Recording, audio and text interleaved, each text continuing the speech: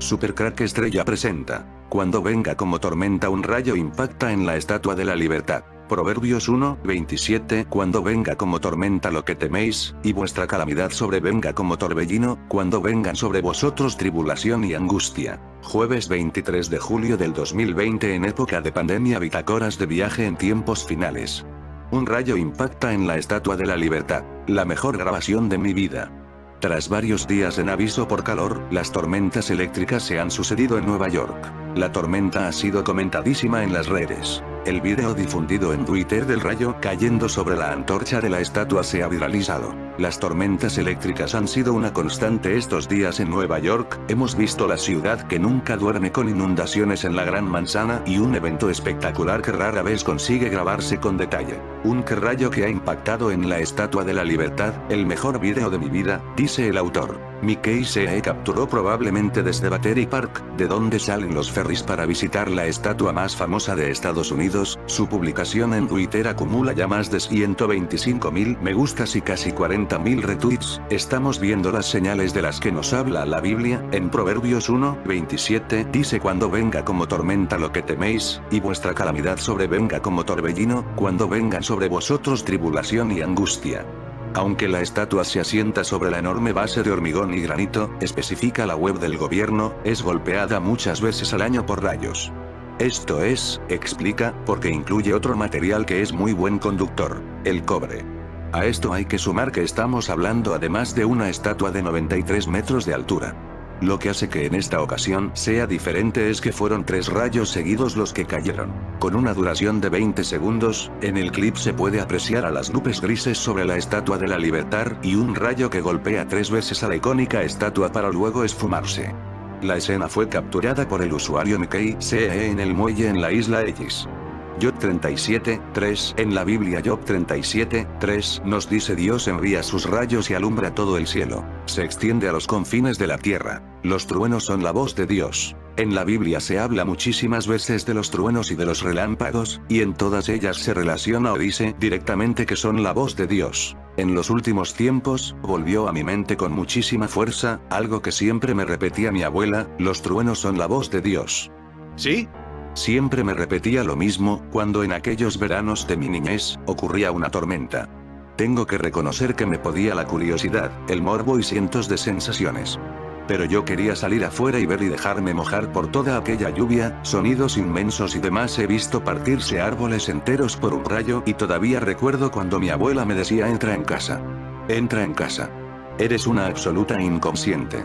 ¿No te das cuenta de que lo más peligroso son los relámpagos? El trueno es simplemente el ruido posterior, pero no olvides nunca que los truenos son la voz de Dios.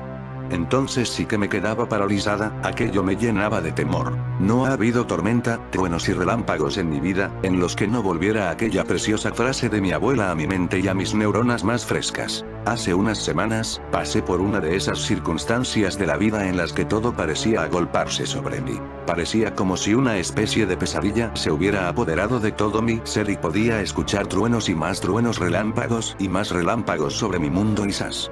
Volvió con muchísima fuerza aquella inexorable y certera frase de mi abuela. Por un momento pensé: ¡ay, mi abuela y sus historias! Hasta que comencé a ahondar en aquella frase y sentí que el Señor me estaba queriendo decir algo muy importante. ¿Teología barata de mi abuela? En absoluto. En la Biblia se habla muchísimas veces de los truenos y de los relámpagos, y en todas ellas se relaciona o dice directamente que son la voz de Dios. Dejadme que os recuerde unos cuantos textos y ocasiones. Repetidas veces, los escritores bíblicos presentan los relámpagos como evidencia del poder de Dios. Job 28:26, cuando él dio ley a la lluvia y camino al relámpago de los truenos. Jr. 51:16. A su voz se producen tumultos de aguas en los cielos, y hace subir las nubes de lo último de la tierra. Él hace relámpagos con la lluvia, y saca el viento con sus depósitos. Y podíamos seguir citando textos en donde hay relámpagos y truenos en Apocalipsis, cuando habla del séptimo sello, de la séptima trompeta, de la séptima plaga, y Jesús mismo afirmó en Mateo 24:27, que su segunda venida será como relámpago que sale del oriente y se muestra hasta el occidente. Existe una definición de todo este tema que me encanta. El trueno es el sonido de la onda de choque, causada cuando un lazo calienta instantáneamente el aire por el que se mueve entre las nubes, o de ellas hay una de las muchas situaciones en la Biblia, en las que me parece increíblemente bello, a la vez que sobrecogedor la presencia de relámpagos y truenos en muy grande medida, y acompañados de otras señales. Cuando Moisés sube al monte Sinaí, Dios estaba allí y su gloria y su presencia eran tan manifiestas, que todo el pueblo de Israel lo podía ver de lejos y escuchar desde la falda del monte. Dicen los entendidos que aún hoy, subir al Sinaí sobrecoge a cualquiera de algún modo. Dios estuvo allí y eso se deja sentir hasta nuestros días. Allí Moisés pudo escuchar la voz de Dios, verle de algún modo y cuando bajaba del monte, tuvo que cubrirse con un velo, porque el brillo de su rostro cegaba a cualquiera que lo mirase. Un pasaje bíblico que me parece maravilloso en este sentido, es el de Apocalipsis capítulo 4, y del trono salían relámpagos y truenos y voces. Y delante del trono había como un mar de vidrio semejante al cristal. Dice Daisy que vio al Espíritu Santo desfragmentándose en rayos y se esparcía por toda la tierra. Fulpropeki sugiere que lo que Daisy vio fue a Satanás. LC 10, 18, y él les dijo: yo vi a Satanás caer del cielo como un rayo. El mejor video que he grabado, escribió en Twitter el autor de la grabación, que registra ya más de 134.000 me gusta y alrededor de 42.000 retweets. Esta semana se registró una fuerte tormenta eléctrica e intensos vientos en Nueva York, según el Sistema Meteorológico Nacional de Estados Unidos. Reapertura de la Estatua de la Libertad tras COVID-19. El lunes pasado se volvieron a abrir las puertas de la isla neoyorquina en la que está ubicada la Estatua de la Libertad. Fueron poco más de 20 personas las que acudieron a visitarla en las primeras horas, porque en Nueva York, una de las capitales del turismo a nivel mundial, apenas se ven ya viajeros. De momento, se puede acceder a la isla para observar de cerca la grandiosa escultura, pero el museo que está a pocos metros permanece cerrado, al igual que el interior de la propia estatua, incluido el pedestal y la corona de Lady Liberty. Los museos que podríamos considerar de los más satánicos, el MoMA, el Guggenheim y el Met, están aquí muy cerca. La espectacular imagen la publicó un usuario de Twitter 13 días después de que volviera a abrir sus puertas el monumento, al que están acudiendo pocas personas estos primeros días. El mejor vídeo que he grabado nunca, así lo describe el usuario de Twitter MKCE, en él se ve como un rayo parece impactar en la Estatua de la Libertad de Nueva York hasta 5 veces en un día tormentoso en la ciudad. El pasado jueves, la isla neoyorquina en la que está ubicada la icónica Estatua de la Libertad volvió este lunes a abrir sus puertas con la entrada en vigor de la fase 4 de reapertura de la Gran Manzana, pero fueron poco más de 20 personas las que acudieron a visitarla en las primeras horas, porque en Nueva York, una de las capitales del turismo a nivel mundial, apenas se ven ya viajeros. En realidad no hay nadie aquí. Cuando vine en el ferry éramos los únicos, cuenta F. Carlos Macías, residente del vecino estado de Nueva Jersey, que decidió llevar a su esposa y a su hija a ver el símbolo por excelencia de Nueva York en su reapertura. El estadounidense describe con esas frases una estampa que hace tan solo 4 meses hubiera sido inconcebible. La isla de la Estatua de la Libertad prácticamente desierta en pleno mes de julio, donde los fotógrafos oficiales esperan ociosos a que se les acerque algún cliente, y nadie espera frente a los puestos de helados y refrescos a ser atendido. ¿Cuáles son las supuestas profecías de Nostradamus para 2020?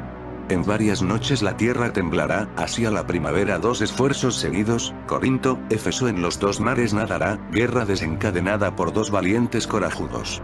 Nostradamus, las profecías, Centuria Segunda, Cuartet Aliri. Una plaga surgida de una ciudad marítima. La pandemia por el coronavirus, iniciada por un brote en Wuhan, China, es sin lugar a dudas el acontecimiento más importante de las últimas décadas, porque al mundo entero le ha costado reajustes sociales, económicos y políticos. Hay quienes señalan que Nostradamus habría escrito en la Centuria LL, Cuartet Aliri acerca de esta enfermedad, que ha cobrado la vida de miles de personas. La gran peste de ciudad marítima, no cesará hasta que muerte no sea vengada condenada sin crimen del justo sangre tomada, de la gran dama por disimulo no ultrajada en contexto. Wuhan sería la ciudad marítima, y la sangre justa condenada sin crimen podría atribuirse al presunto mercado de animales donde el virus se propagó, o bien a la muerte de las miles de personas contagiadas. Sin embargo, cabe señalar que, a lo largo de la historia de la humanidad, han acontecido decenas de epidemias y pandemias en varias partes del mundo.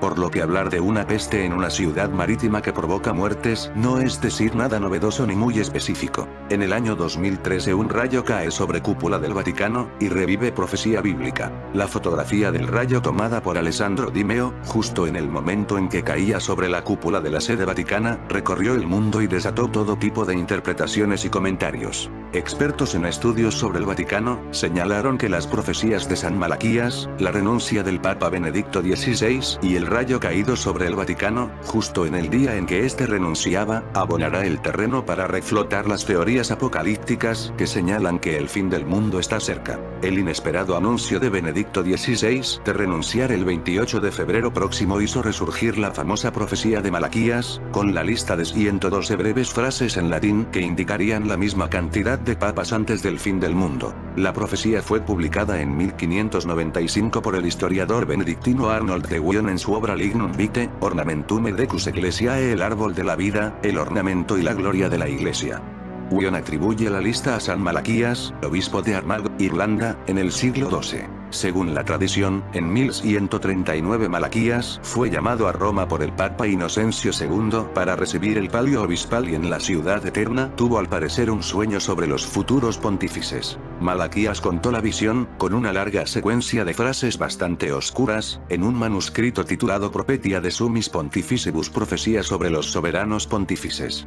En la lista se describen con pocas líneas los rasgos salientes de todos los papas a partir de Celestino II, electo en 1143. El manuscrito fue depositado en los archivos vaticanos, donde quedó olvidado hasta su redescubrimiento en 1590. Según algunas interpretaciones de esa lista, en la que Benedicto XVI es el penúltimo pontífice, la misma finalizará con un papa presentado como Petrus Romanus. El pontificado de Petrus Romanus, según la profecía, terminará con la destrucción de la ciudad de Roma y, probablemente, con el contemporáneo fin de la Iglesia y del mundo luego de la penosa muerte de Juan Pablo II. No hubo medio de comunicación que no difundiera entre sus reportes algún texto o imagen vinculada a las llamadas profecías de San Malaquías. En ellas, el santo de la Iglesia Católica entregó una lista de los futuros papas que gobernarían el Vaticano hasta el fin de los tiempos. En este contexto, el recientemente elegido Benedicto XVI sería para Malaquías y los estudiosos de sus textos proféticos el penúltimo de los papas dentro del Vaticano. Su sucesor, para ellos, sería el papa del fin de los tiempos, el papa que tendrá que enfrentar los tiempos del Apocalipsis y luchar contra el propio hijo del demonio, el Anticristo.